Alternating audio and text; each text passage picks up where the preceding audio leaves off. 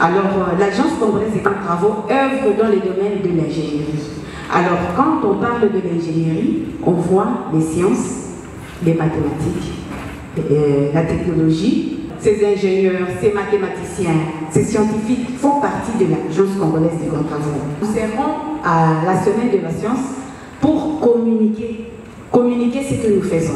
Nous devons avoir un langage commun. Nous avons des ingénieurs qui font des innovations, qui font de recherches. Et ces recherches-là, nous voulons les mettre à la disposition du public, à la disposition de tous les élèves qui viennent.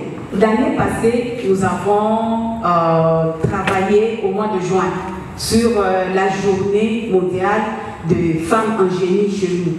Nous encourageons les filles, nous encourageons surtout les filles au village de la science et des technologies à devenir mathématiciens, ingénieurs, scientifiques et tout ça. Nous avons des femmes qui sont ingénieurs chez nous, mais elles ne sont pas très nombreuses. Nous avons compris qu'il faudrait qu'on essaie un peu de jouer sur les élèves filles. Il y a une dame ingénieure qui nous accompagne toujours, qui est avec nous au village et qui essaie un peu de parler avec les jeunes filles. Très souvent, les jeunes filles posent des questions, mais il y a des maquettes que nous exposons. Mais où est cette dame ici? C'est une dame avec un drone en pleine brousse qui est en train de faire des études de la cartographie et tout ça. Et alors, quand les jeunes filles viennent chez nous, dans notre stand, ils disent non, non, c'est une fille, oui, c'est une fille, elle est là, on la montre. Quand ils regardent la photo et quand ils regardent la fille, oh, mais comment vous êtes ingénieur? Qu'est-ce qui vous a poussé et tout ça?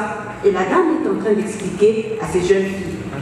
Madame la directrice, à la 10e édition, une fois elle est venue me dire, Madame, toutes les filles qui viennent chez vous prennent la décision de devenir ingénieur.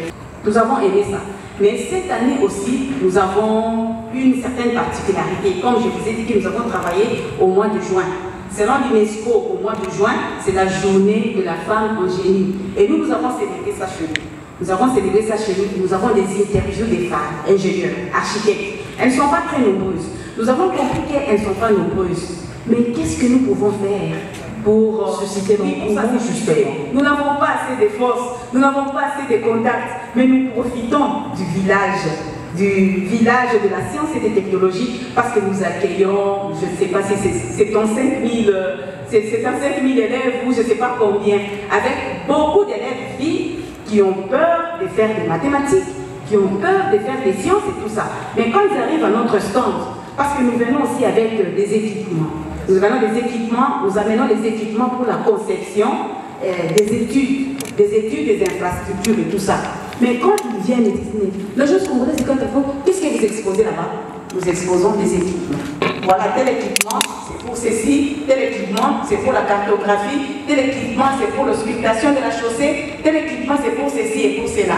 Et en plus de ça, on vous montre une dame en pleine course en train de faire des études et tout ça. Alors, il y a des filles qui aiment ça.